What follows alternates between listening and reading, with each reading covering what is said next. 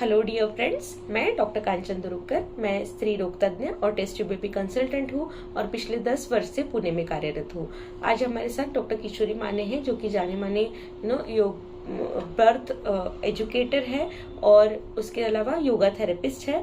और आज हम उनसे जानने वाले हैं कि कैसे मेल इनफर्टिलिटी में, मतलब अगर पुरुषों में फर्टिलिटी के रिलेटेड, कंसेप्शन के रिलेटेड प्रॉब्लम है, तो उनमें योगा कैसे हमें बूस्ट कर सकता है फर्टिलिटी को, ये हम जानने वाले हैं। So welcome doctor Kishori. Hello everyone.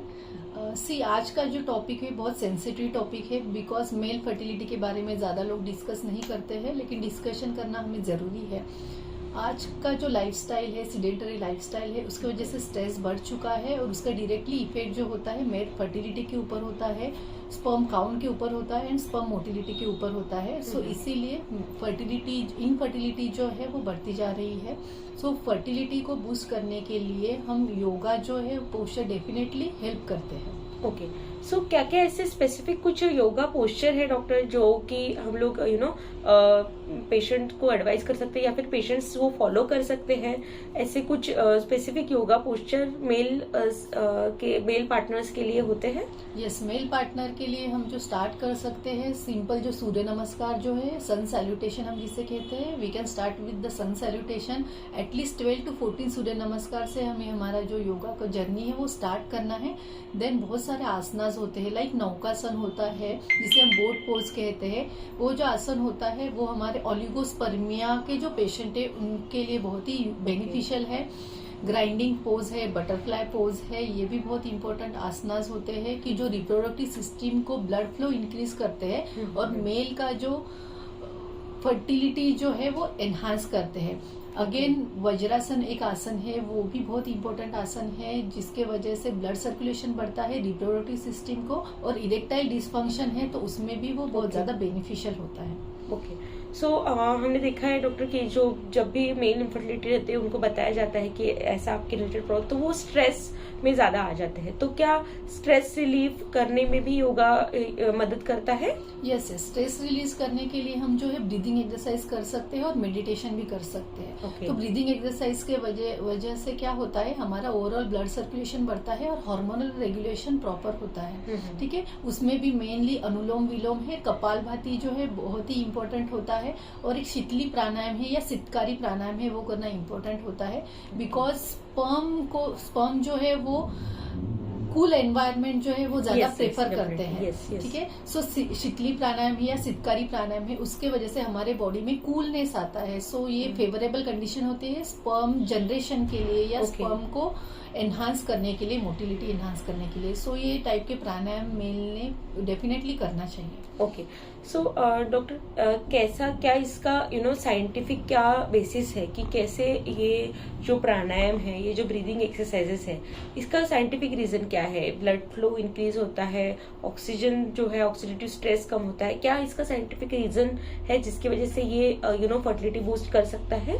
Yes, mainly जो होता है रीजन जो होता है that is the hormonal imbalance. हमारे बॉडी के अगर हार्मोन बैलेंस कंडीशन में होते हैं तो डायरेक्टली उसका इफेक्ट रिप्रोडक्टिव सिस्टम पे होने वाला है। और जो मेल हार्मोन है दैट इज द टेस्टोस्टेरोन, उसको रेगुलेट करने के लिए ये सभी चीजें लाइक ब्रीदिंग एक्सरसाइज है, उससे ऑक्सीजन सैचुरेशन बढ़ेगा। मेडिटेशन करेंगे या डेली हम योग निद्रा फॉर एटलीस्ट 30 मिनट के लिए करेंगे तो जो स्ट्रेस है वो लेवल कम होगी और हमारे बॉडी में जो हैप्पीनेस हार्मोन है उसकी लेवल डेफिनेटली बढ़ने वाली है और उसका डायरेक्टली इफेक्ट मेल फर्टिलिटी के ऊपर होने वाला है।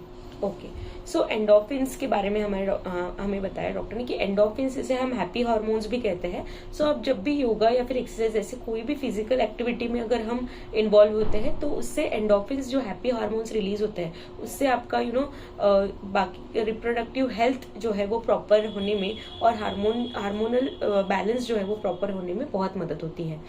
अब इसके अलावा हम जानेंगे कि कितना टाइम हमने हमारे दिन का देना चाहिए और एक वीक में हमने कितने फ्रिक्वेंटली ये योगा जो है वो हमने करना चाहिए, जिससे कि हमें प्रॉपर, कभी कभी हम स्टार्ट करते हैं पर उसे कंटिन्यू नहीं कर पाते हैं। सो हमने एटलीस्ट कितने मंथ तक ये कंटिन्यू करना चाहिए, ये भी हम जानेंगे।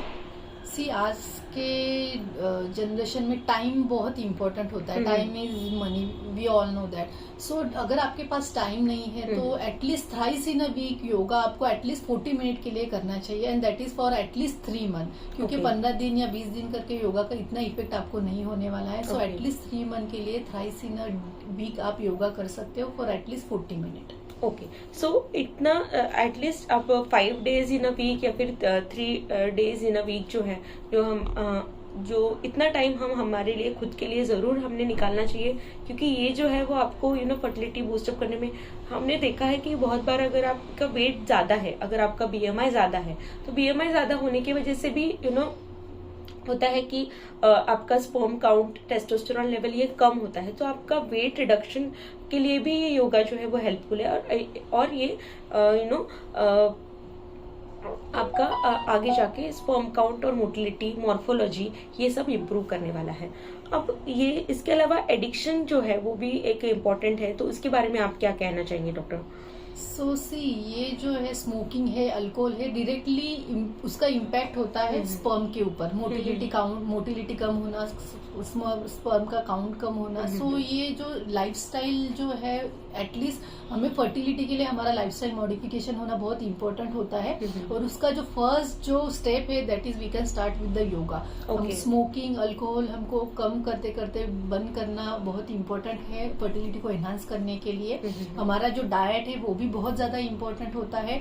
डाइट है, डेली जो रूटीन है, लाइक नॉर्मल जो खाने का टाइमिंग है या स्लीपिंग टाइमिंग है, वो भी मॉडिफिकेशन होना बहुत इम्पोर्टेंट है. सो we can increase the male fertility with the help of yogasanas, diet, breathing exercise, meditation and some lifestyle modification. ठीक है, and stress management. So ये complete, it's like a complete package जो होता है for at least 3 month के लिए mail को follow करना बहुत इम्पोर्टेंट होता है. ओके, सो हमने इस वीडियो में एक जाना कि कैसे हम मेल्स, काफी बार हम लोग ऐसा देखते हैं कि जब भी इनफर्टाइल कपल हमारे पास आते हैं तो बहुत सारे इंस्ट्रक्शन जो है वो फीमेल्स को दिए जाते हैं. फीमेल्स के काफी इवेल्यूशन होते हैं, इवन उनका लैप्रोस्कोपी भी हुआ जाता है. लेकिन कभी कभी एक सिंपल सीमेन एनालिसिस का जो बेसिक टेस्ट है वो भी जो मेल पार्टनर है उनका हुआ नहीं रहता है. बट रिसर्चेस में ऐसा देखा गया है कि 30 to 40% जो है वो मेल पार्टनर में कॉज ऑफ इनफर्टिलिटी रह सकता है, जिसमें कि ओलिगोस्पर्मिया, अजूस्पर्मिया या फिर काउंट कम होना, मोटिलिटी कम होना, ये सारे रीजंस रह सकते हैं. इरेक्टाइल डिसफंक्शन ये रीजन रह सकता है.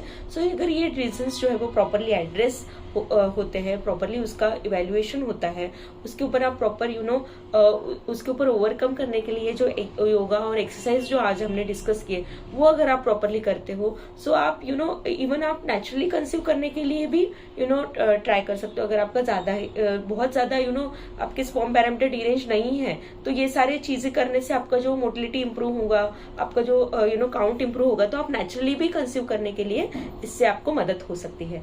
सो आज हमारे डॉक्टर ने हमें काफी यूजफुल इंफॉर्मेशन आज हमारे साथ शेयर किया. सो थैंक यू डॉक्टर किशोरी. सो इस वीडियो को अगर आपको ये वीडियो इंफॉर्मेटिव लगा हो तो जरूर इसे लाइक, शेयर और सब्सक्राइब कीजिए. Thank you so much.